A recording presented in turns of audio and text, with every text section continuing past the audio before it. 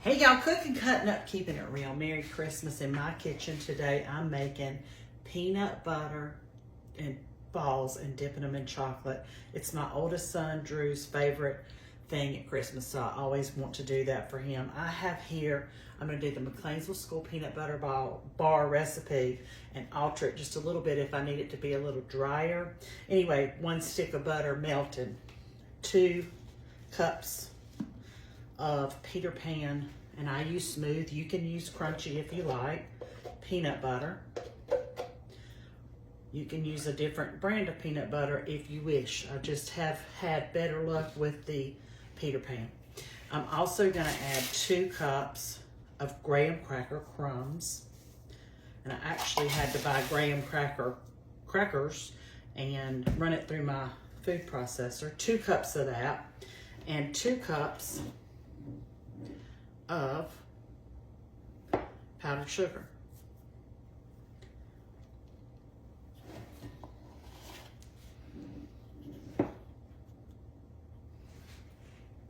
And I'm going to make these, and then I'm going to make them into balls, and then I am going to stick them in my freezer for about an hour so they'll get good and firm, and then I'll take them back out and I'll show you how I'm going to dip them in some chocolate. I'm going to put about a teaspoon of vanilla extract, and I'm going to use my hands to mix this up, one hand at least, and you can use a mixer if you wish.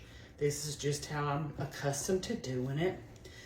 My mama made chocolate covered peanut butter balls every year for Christmas growing up. She did a coconut concoction as well, but we would literally search for these peanut butter balls dipped in chocolate. They were one of our favorites growing up. So I have continued that tradition in making them, not by my mom's recipe, but by the Mcleansville School peanut butter bar recipe that I've used forever. All right. Once I get them mixed up and I start to feel the consistency, it's still a little sticky. So I'm going to add a little bit more of the graham cracker crumbs, about 1/4 cup at a time, just so I can get them pliable and not quite so sticky.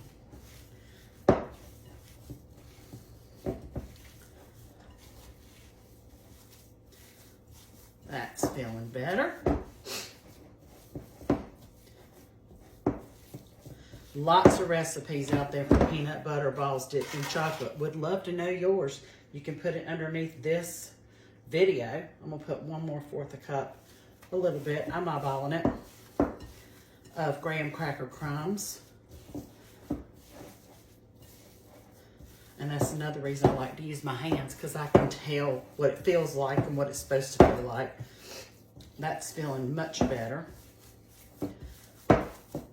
Okay, now, let me make myself a spot here. I'm running out of room. I have a pan cookie sheet lined with wax paper, and I'm just gonna take, oh got some still stuck in my hand. I'm gonna take just a pinch, bite size, roll them up, put them on my wax paper, stick them in the freezer, let them get firm, and then I'll take them back out and I will dip them in chocolate. So this is the first step that I use for peanut butter balls.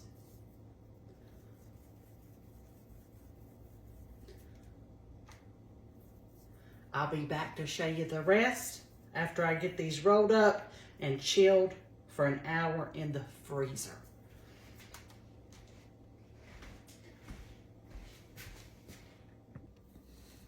The peanut butter balls are out of the freezer, 1 hour, and they're ready to dip. I took 1 package. I got this at Michael's craft supply store. I'm doing one at a time because I didn't want to waste any. And I did 30-second intervals until it's melted smoothly and has a good consistency for dipping. So I'm going to get busy dipping. I also got these little tools at Michael's years ago, and I just keep them from year to year and use them for dipping candy. And that is how I do my peanut butter balls dipped in chocolate. And then when I finish with these dipping them, I'll let them set up completely, and then I put them in an airtight container, and I'll store these in the fridge. I have also frozen these before and just bring them out and let them get thawed out on Christmas Eve when I'm ready to serve them. Plus, they're really tempting. If they're in the freezer, I'm not as likely to go out there and grab me one. Anyway, that's what I'm doing in my kitchen today. Happy holidays and happy baking to all you guys. Peanut butter balls dipped in chocolate. Have a wonderful Christmas celebration and season, and we'll see you soon. Bye now.